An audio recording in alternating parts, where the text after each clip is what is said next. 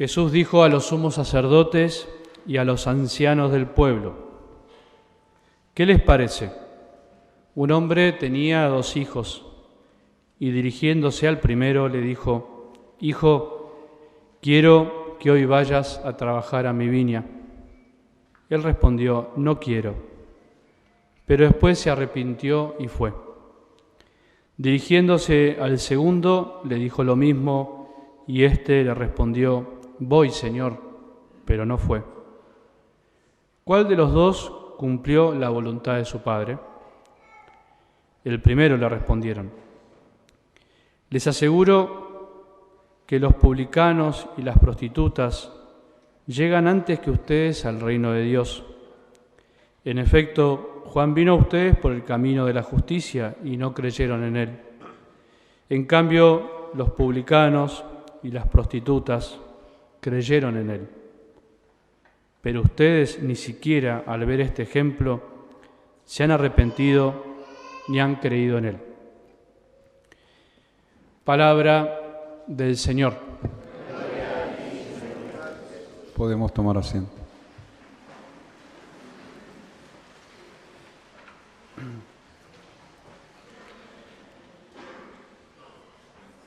Venimos escuchando cada domingo distintas enseñanzas de Jesús. En este domingo y los 2 que siguen seguiremos escuchando parábolas, esta forma que tenía Jesús de explicarnos cómo es Dios, cómo se comporta Dios, qué es lo que hace y qué es lo que quiere de nosotros.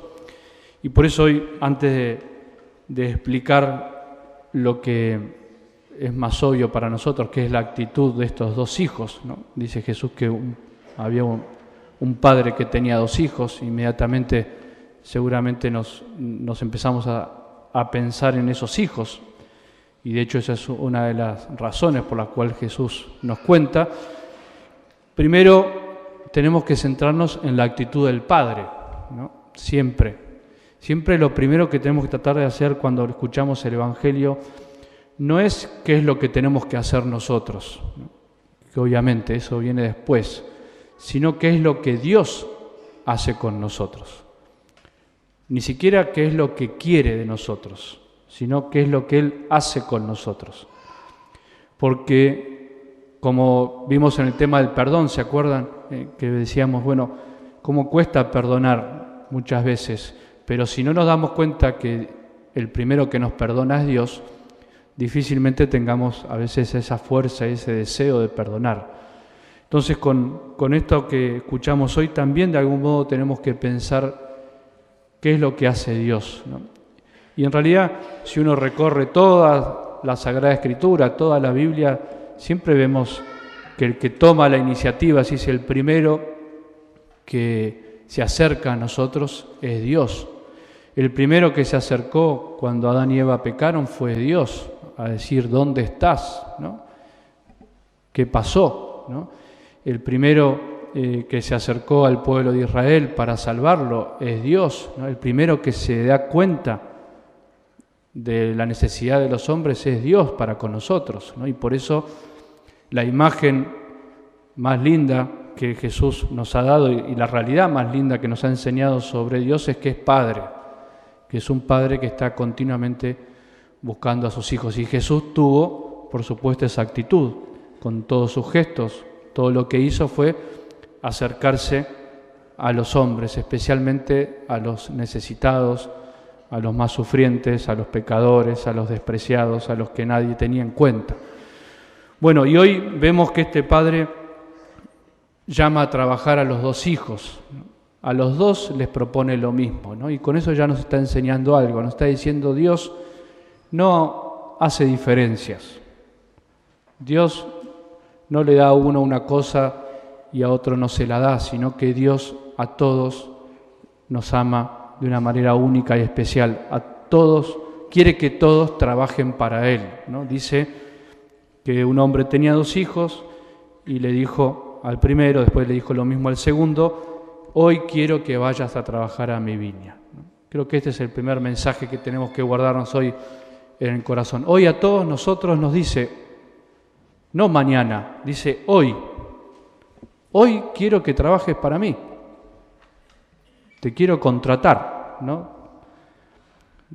Te quiero traer para mi reino, quiero que trabajes para mí, quiero que estés conmigo, quiero que aproveches mi amor, todo lo que yo te doy, quiero que hoy aproveches tu vida para hacer algo por los demás, porque en definitiva eso es trabajar para el reino de Dios, es estar atentos continuamente a quién podemos amar, qué oportunidad tenemos para demostrar el amor que Él nos ha dado. Entonces, ese es el primer mensaje de hoy. Hoy Jesús quiere que todos los que estemos acá trabajemos para Él. Hoy quiere que nos demos cuenta que nuestra vida solamente tiene sentido si trabajamos para Él. No tiene otro sentido la vida si no trabajamos para Él. No tiene sentido vivir esta vida buscando solamente lo que a mí se me antoja, lo que yo quiero.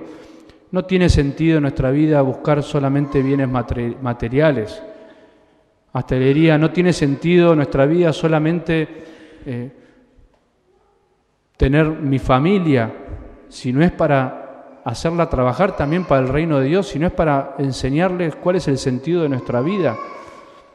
No tenemos que esperar hasta el final de nuestra vida para darnos cuenta que hoy es el día para trabajar para Él, ¿no? Entonces hoy, una vez más, sintámonos todos llamados a trabajar para Él.